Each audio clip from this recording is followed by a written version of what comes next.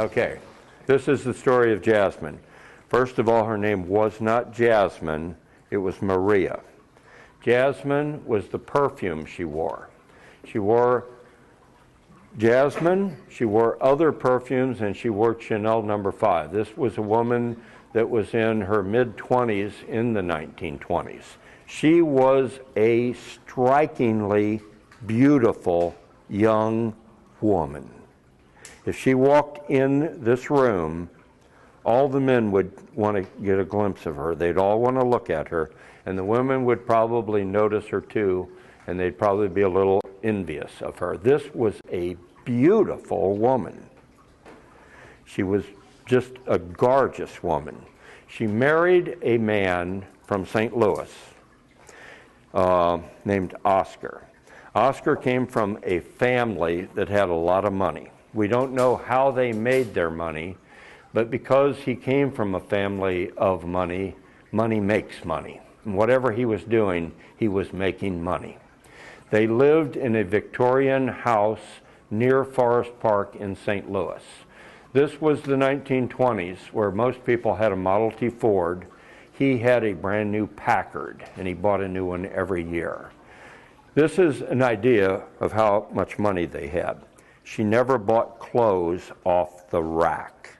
They had a contact in Paris, and every spring and every fall, that contact would send them the latest fashions. She would choose the ones she wanted and then have them tailor-made for her. This was a woman who led a charmed life. She was very much in love with Oscar when they married. Here was the problem. Here's when that dream life became a nightmare. After they married, and if any of you ever saw the movie or the play Guys and Dolls, one part of that play, Sky Matherson says to Adelaide, Miss Adelaide, who's about to marry the character that was played by Frank Sinatra, and he told her, whoever you marry, in the morning, you wake up with someone new, because that person's going to change. You're going to find out what they're really like when you get married. And there's a lot of truth to that. Sometimes it's pleasant, sometimes it isn't pleasant. In this particular case, they were both very much in love. But after they got married, he became very jealous of her. And if any man ever talked to her, he just thought they were having an affair. And he would argue with her, and then he would start beating her. So he was physically abusing her. He didn't believe what she said, and he would hit her. Now, in the 1920s, pancake makeup was coming into its own. Before the 1920s, they didn't have makeup like that for women. So when he hit her and knocked her down and left a contusion on her face, she could put the pancake makeup on, stay in the house for a week, and in the shadow of that marriage, no one knew there was a problem. But she knew it, and she was becoming very afraid of him.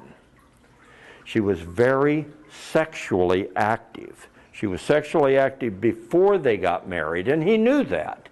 And he didn't seem to mind that before they got married. But after they got married, he had a hard time living with it.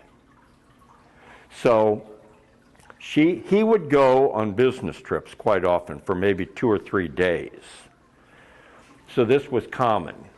While he was on a business trip, she started noticing the gardener. He was an Italian named Johnny, well-built, handsome, quite a man. And they started getting together, and before you knew it, they were having an affair. They was having the affair at their house, which was kind of dangerous, although both of them considered it more exciting because of that. But they needed some place to go. So Oscar was suspecting something, and he told her, kind of to set her up, that he was going to take a 3-day business trip. So he was going to be gone for 3 days, and he took off in his Packard. She immediately contacted Johnny. They had discovered the Mineral Springs Hotel. It was perfect. Just the opposite of Cheers. Nobody knew their name. this was the place to go because nobody from St. Louis would be here. It was hard to get to. There was only 2 bridges, the Eads Bridge and the McKinley Bridge. When they crossed that bridge, they would have to go down a dirt road all down the east side to get to Alton and then to the Mineral Springs. So this is where they were going to rendezvous. They have done it a few times already, and they didn't know he was following them that night. He did follow them when they took off at a safe distance. Now he had traded cars. Now he was driving a Model T. There was something to be said about a Model T. They say you could get it in any color you wanted as long as it was black. So from a safe distance, they had no idea someone was following them. That just looked like another Model T. They came to the Mineral Springs. They parked their Model T out in front. They came in up front. That's where the front desk was, where the safe was. And they came up this set of stairs to go to their room. Right after that, Oscar comes in. He doesn't stop at the front desk. He knows they're checked in under a different name anyway. He's going to find them on their own, on his own. And this is the way he did it. He walked right by the front desk like he had business here, and he went right down the hallway. He didn't know they went up this set of steps. So he's going to walk by all the rooms he can, very softly, very close to the door, listening, hoping to hear their voice, hoping maybe that one of them will come out of the room. Now I'm going to take you the exact route he took that night. And this is what I want you to be aware of.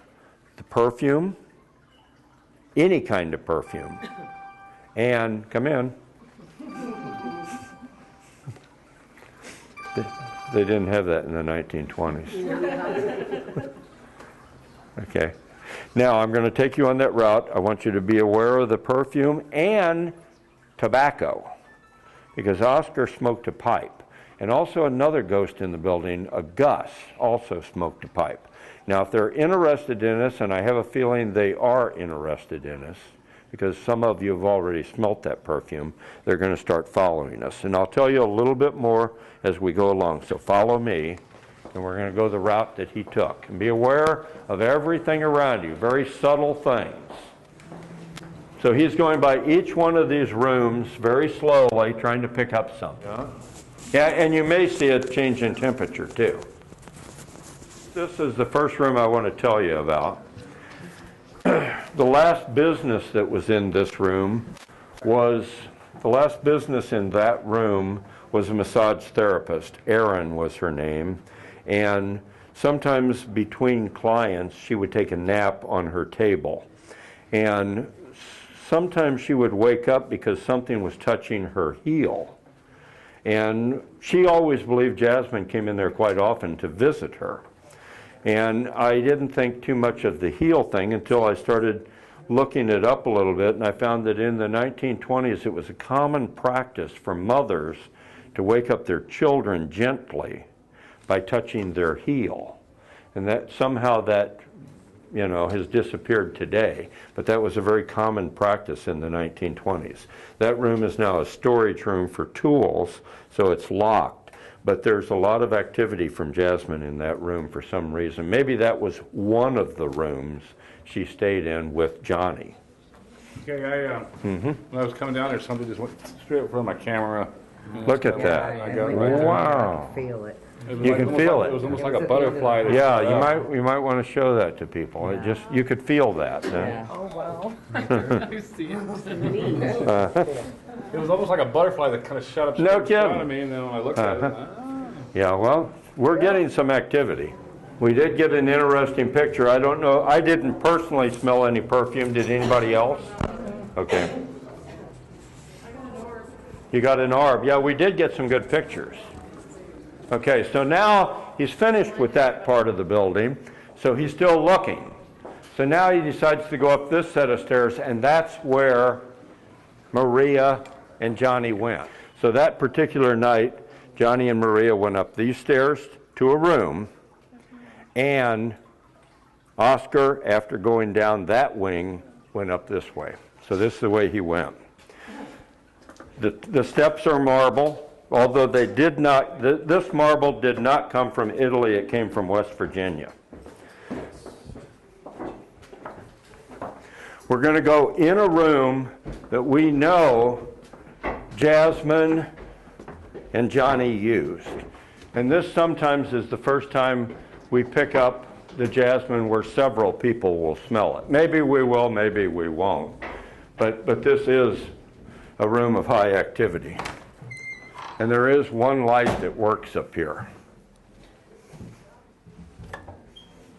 So come on in, walk around this room, try to get a feel for it. Try to see if you smell jasmine perfume. Each broker, they did a lot of their work after midnight.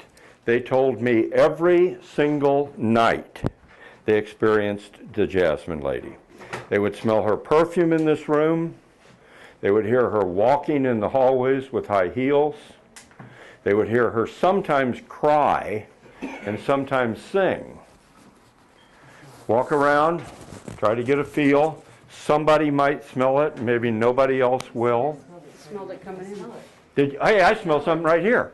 Do you? Right over here. Yeah. In here. It just went right through me. Yeah, it came from like starting right about where I'm not sure if it was jasmine, but it was a perfume. Right here, too. It was light and airy and floral. Nothing's coming through there, is it? Do Do you feel air? No, I could smell it as soon as I came in here. Excuse me. It's right here. So that's a good sign. I think she's at least interested in us. Now I'm going to play what could be her. On the other hand, we just don't know who this is yet. And this is, if I can get it on. There we go. This one is really significant because I'm going to tell you what she says. I'm talking, this is during a ghost tour, and I'm talking about ghosts. After the seance, she comes on and says, I'm not a ghost, I'm a person. Now, I'm going to lift my finger when she starts talking. Yeah, well. You found them in this room? That perfume just went through me I again. just smelled it right over here. Did we find them in the Okay, well, I'm going to lift my finger when she starts talking. Listen carefully. It's a woman's voice that says, I'm not a ghost, I'm a person.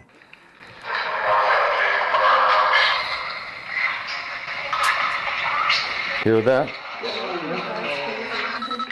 That is really significant because people that study ghosts, almost all of them say, ghosts don't believe they're dead. Yeah. Because they didn't experience death.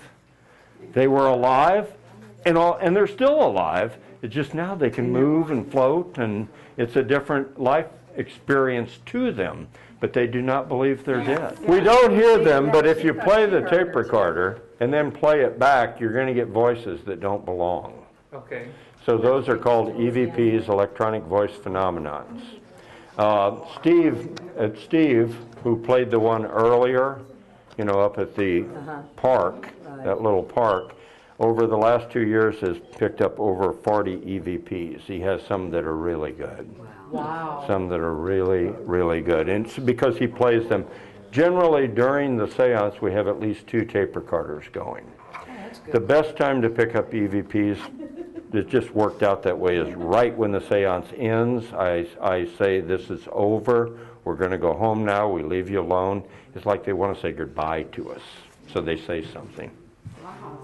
Oscar's coming down this hallway, and he comes to this door. It's number 2 now. And as he comes up to the door, he smells jasmine perfume. He didn't hear them, but he smelt the perfume, and he knew she was in there. Now, let me tell you a little bit about him and a little bit more about her. This is the 1920s that we're talking about. In the 1920s, a 200-pound man was a very large man. What do you smell? Smell it. Perfume? It smells sweet like it did in the other room. Really? Yeah. I don't smell it. A big. Really strong, huh? Good. They're following us. A 200-pound man in the 1920s was a very large man. They didn't have fast food. They walked most places. Their weight was kept down. Maria weighed 90 pounds. Oscar weighed 200 pounds. When Oscar smelt the perfume behind this door, he kicked the door open. When he kicked that door open, she was in the process of unbuttoning her blouse. Her shoes were already off. Johnny's shoes were off. He liked to just watch her undress in front of him. They were getting ready to have a good time. Suddenly, here's Oscar. He finds the man for the first time. He discovers who he is. And he says, "You're the gardener." Maria took that opportunity to get by the door and started running down the hallway. So she's going that way. He doesn't know whether to go after her or go after Johnny. He more or less mumbles something like, "I'll be back for you," and he goes after her. So now he's going this direction, so follow me again. She turns left here, obviously. Now she can go to the right or the left because there's stairs both ways, and she goes to the left. She doesn't know how close he is behind her. They continue running. So she's at the top of the stairs, and he is right behind her now, right behind her, 200 pounds, 90 pounds. He pushes her. It's almost like he threw her right here. And this is what happened. She went, not tripped and tumbled and stumbled. She went flying. So she's in the air now, just like this light. And she hits this step forehead first. All of her weight on her forehead, and it crushes her scalp, her skull. Really, right now? Okay. Yeah, and I just took the picture right before that, and nothing. This is a very high haunted area right here, because this is where the murder happened. She hit her head, it cut her skull open, it broke her skull open, it broke bones in her face, it broke her neck, it broke her collarbone. She wore a lipstick shade called ox blood that was very popular in the 1920s. It was very red. By the time she rolls to the bottom of the stairs, the blood on her face is now matching her lipstick. It's all red, and her face is covered with that ox blood color. Oscar at the top of the stairs. He didn't come here to kill her. He really didn't come here to kill her. He wanted to beat her up. He did that quite often. And he wanted to get a shot at Johnny, too. Johnny, in the meantime, took off and went down the other stairs, going for help to the main desk. The main desk heard the door being broke open, and they heard the running, and they looked up this way, and they saw her hit. As a matter of fact, up front there, you could see that flashlight. You could see that step. There's a little chip on it, although she didn't make that chip, but that is the step right there. She's dead. He's in a state of panic. He goes back to the room, maybe looking for Johnny, we don't know. He's confused, he's shaking. He knows that in the past he was always able to hide the violence, but there's no way he can hide this because she's dead. He found a telephone card and he hanged himself in that room. Now there's two dead. Now there is two dead. His soul leaves his body, her soul leaves her body. Neither one of them are ready to go on to the next level. She was Catholic. And all through this time that she was having affairs, she wasn't going to confession. And it bothered her a lot because she felt like she wasn't being forgiven. She had this urge. She was fighting it, but she just couldn't win. So she thinks she's going to be punished, and she doesn't want to go on to the next level. Oscar had just committed a murder and a suicide, and he's Catholic too, and not going to confession, and he's not willing to go on to the next level They're both here. Now I'm going to play Oscar for you. You getting good pictures? Good. I gave this tour to the Alton Library Association about 3 or 4 years ago, and she put the entire thing on tape.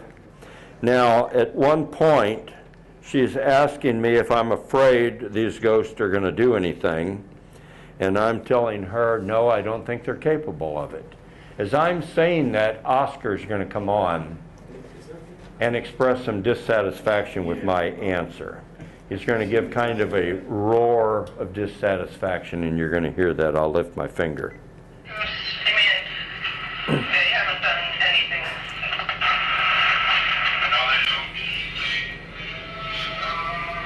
Hear him? And this is a voice we get quite often on tape.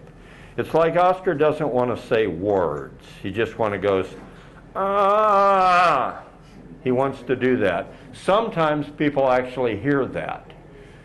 Technically, to hear that, because it's a different frequency, you'd have to be clairaudient. You'd have to be able to hear the voice of a ghost. Some people do. I don't. I don't have any special talent outside of being in this building for almost 30 years.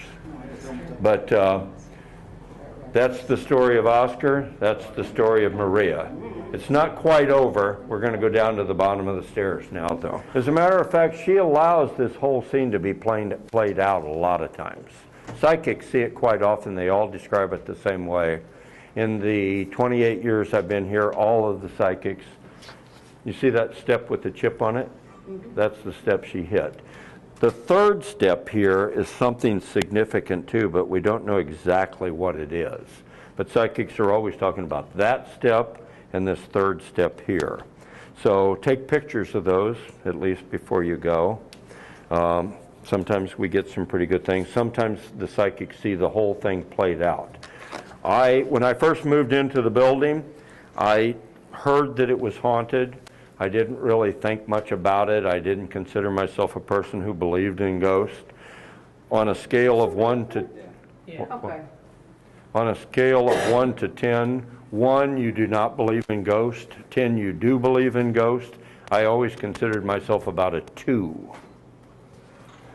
This is what changed my mind. It's about my first year here. In the morning, I would open up the building and come in, read the paper, drink my coffee, and eventually I would end up going to the men's room before I opened up the barber shop. I just smelt the perfume. It just went right through me. This particular morning, I'm coming out of the men's room to go back to the barber shop. The building is locked.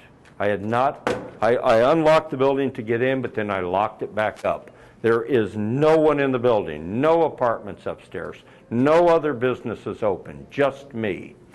Right here, coming out to go to my barber shop, I'm overwhelmed by the smell of jasmine perfume. I mean, it is so strong, I can't hardly breathe. And I couldn't understand it because I did not smell that going in. So I start walking to my barber shop, and now I'm taking 1 to 1.5 steps away, and I'm smelling nothing. And I think that's odd. So I backed up again, and whenever I'm standing on this spot right there, it is so strong, yes, it is so strong it takes my breath away. Well, I couldn't explain it. I thought it was odd, but I went on to work and I kind of forgot about it. That weekend, I went to someone's house to cut the hair of an invalid. And that woman had a book about the ghost in this area, Ghost of Alton or the Riverbend. And I said, and so I'm new to this. And I said, is there anything in there about the mineral springs? And she said, yeah. And she opened the book up. Actually, the book opened up. No bookmark. It just opened up. And it was that chapter, the Jasmine Lady, or the Lady in Blue it was called. And she started reading, and she said, there's a ghost called Jasmine or the Lady in Blue because you can smell her perfume at the base of the stairs where she fell to her death. That was the sentence she read. The book opened up and she read that sentence. At that point, I realized she was trying to get through to me. She thought herself to where I was. She tried to get through to me here, and it didn't work. I was like as dumb as a fence post. But when I went to that house and that lady read that, I knew she was getting through to me. She was getting through to me. She knows, or she knew, someday I would be telling her story. And I'll tell you, here's the theory on that. As I said earlier, if you're traveling at a tremendous speed, your clock slows down. But if you're traveling at a real slow speed, like if you attach yourself to limestone, which is the slowest atom, then your clock speeds up. So you get a glimpse at the future. So these ghosts are living in the past and the future. She may have known someday I'd be doing the ghost tours. Even though she doesn't age, she goes back and forth. Now this stuff seems wild. But Einstein, that paper is considered scientific fact. There is no such thing as absolute time. So there are times when you can go forward and times when you can go back. Now, the future can always change because you have a free will. So somebody may see a glimpse of the future, but that doesn't mean it's going to happen, because you may make decisions that will change your future right now. You may be making a decision that totally changes your future. But that's the story of Jasmine. She's been with us. She's been with me for years. She's with us tonight.